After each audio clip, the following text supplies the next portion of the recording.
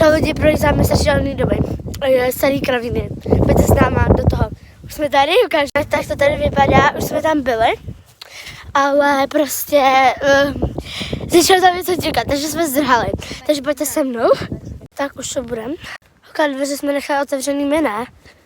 Tady takový to moc nechci. Prostě takový starý kraviny tu jsou.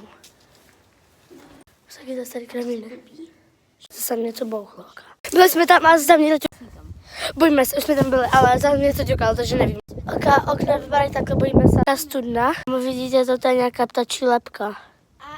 Zatím se jdem ještě podívat do jiného kraviny na okna, a tam už jsme taky byli, tam tady nevypadalo nějaký extra zajímavý. To vypadá jak takhle, moc jako nechci k tomu chodit. Starý WCčko lizáme, tady je nějaká stará nějaká strana. Extra. Já ale musím udělat celý short. Ok.